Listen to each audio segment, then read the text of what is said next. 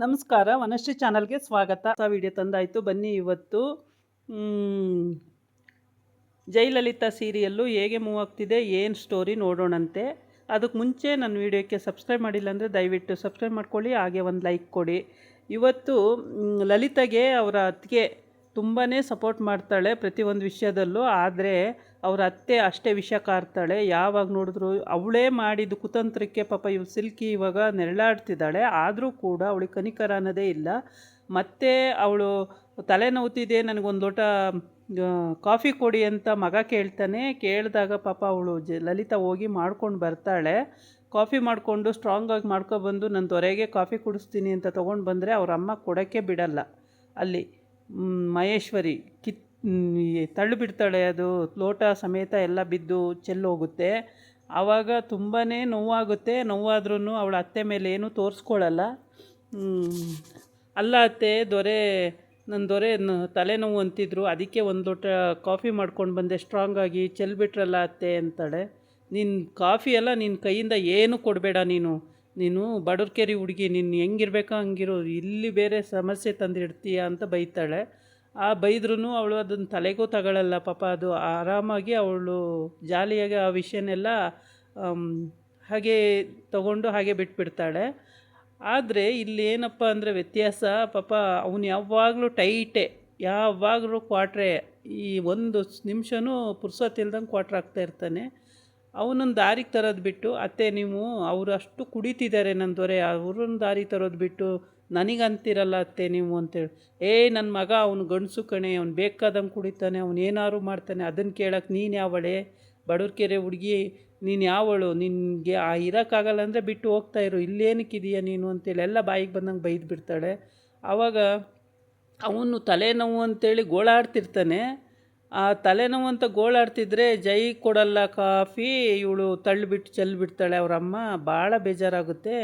ಅಲ್ಲ ಕಣಮ್ಮ, ಮತ್ತೊಂದು ಸಮಸ್ಯೆ ತಂದಿಡ್ತಾಯಿದೆಯಲ್ಲಮ್ಮ, ಏನಕ್ಕಮ್ಮ ಜಗಳ ತತ್ತೀಯ, ಸುಮ್ಮನೆ ಇರೋಕ್ಕಾಗಲ್ವೇನಮ್ಮ ನಿನಗೆ ಅಂತ ಜೈ ಅಂತಾನೆ.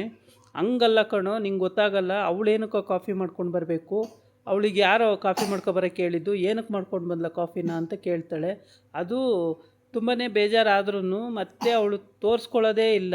ಯಾರು ಲಲಿತಾ ತೋರಿಸ್ಕೊಳ್ಳೋದೇ ಇಲ್ಲ ಪಾಪ. ಅವಳು ಎಲ್ಲದಕ್ಕೂ ಅಡ್ಜಸ್ಟ್ ಮಾಡ್ಕೊಂಡು ಹೋಗೋಂಥ ಹುಡುಗಿ, ತುಂಬ ಒಳ್ಳೆ ಹುಡುಗಿ, ತುಂಬ ಗುಣವಂತೆ, ತುಂಬ ಚಂದನೂ ಇದ್ದಾಳೆ, ನೋಡೋದಕ್ಕೆ ತುಂಬ ಅಂದ ಚಂದ ಎಲ್ಲ ಇದ್ದಾಳೆ.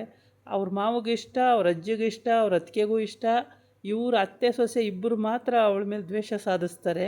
ಗಂಡನಿಗೆ ಹೇಳ್ಕೊಟ್ಟು ಗಂಡನು ಪಾಪ ತಿರುಗಿ ಬೀಳಂಗೆ ಮಾಡಿಬಿಟ್ಟಿದ್ದಾಳೆ. ಅತ್ತೆ ಫುಲ್ಲು ಬ್ರೈನ್ ವಾಶ್ ಮಾಡಿಬಿಟ್ಟಿದ್ದಾಳೆ ಗಂಡನಿಗೆ. ನಾನು ನಿನ್ನನ್ನು ಕರ್ಕೊಬಂದು ತಪ್ಪು ಮಾಡಿದೆ, ನಿನ್ನನ್ನು ಕರ್ಕೊಬಂದಿದ್ದೆ ನನ್ನ ದೊಡ್ಡ ತಪ್ಪು ಅಂತಾನೆ.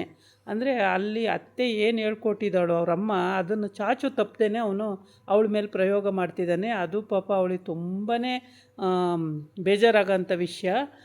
ಆದರೂ ಕೂಡ ಅವಳು ಬೇಜಾರು ಮಾಡ್ಕೊಳ್ಳಲ್ಲ.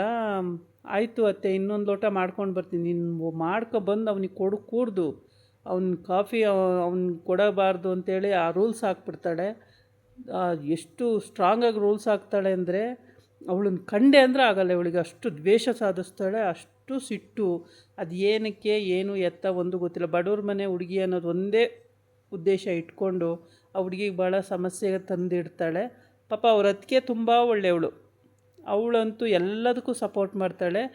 ಈ ದೃಶ್ಯ ನೋಡ್ತಾ ಇರ್ತಾರೆಲ್ಲ, ಅಷ್ಟೊತ್ತಿಗೆ ಮಾತಾಡ್ತಾ ಇರ್ತಾರೆ. ಅಷ್ಟೊತ್ತಿಗೆ ಅವನ ಸ್ನೇಹಿತ ಅಲ್ಲಿಗೆ ಓಡಿ ಬಂದು ನಮಸ್ಕಾರ ಅಂತಾನೆ. ನಮಸ್ಕಾರ ಅಂದಾಗ ಕೆಳಗಡೆ ಆಗಿರೋ ಅಂಥ ಅನಾಹುತನ ನೋಡಿಬಿಟ್ಟು ಗ್ಲಾಸ್ ಎಲ್ಲ ಒಡೆದೋಗಿರ್ತವೆ, ಈ ಕಾಫಿ ಕಪ್ಪು ಟ್ರೈ ಎಲ್ಲ ಒಡೆದೋಗಿರುತ್ತೆ. ಅದನ್ನು ನೋಡಿಬಿಟ್ಟು ಅವನು ಹಾಗೆ ಸ್ತಂಭವಾಗಿ ನಿಂತ್ಕೊಬಿಡ್ತಾನೆ. ಇದೇನಪ್ಪ ಇಷ್ಟೊಂದು, ನಾನೇನೋ ಖುಷಿಯಾಗಿ ಬಂದೆ, ಇವ್ರು ನೋಡಿರಿ ಈ ರೀತಿ ಅಂತೇಳ್ಬಿಟ್ಟು.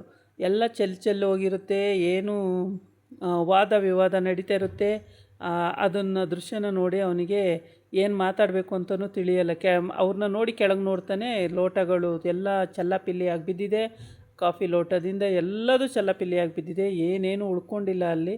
ಅಷ್ಟು ಒಂಥರ ದುರಹಂಕಾರಿ ಮಹೇಶ್ವರಿ. ಅವಳು ಏನಕ್ಕೆ ಆ ಥರ ದುರಹಂಕಾರ ತೋರಿಸ್ತಾಳೋ ಏನೋ ಗೊತ್ತಿಲ್ಲ. ಪಾಪ ಲಲಿತಾ ತುಂಬ ಒಳ್ಳೆ ಹುಡುಗಿ. ಆ ಹುಡುಗಿಗೆ ಅಷ್ಟು ಕೆಟ್ಟದ್ದು ಬಯಸೋದು ಒಳ್ಳೆಯದಲ್ಲ. ಪ್ರತಿಯೊಂದು ವಿಷಯದಲ್ಲೂ ಅವಳು ಎಲ್ಲದಕ್ಕೂ ಅಡ್ಜಸ್ಟ್ ಮಾಡ್ಕೊಂಡು ಹೋಗ್ತಾಳೆ.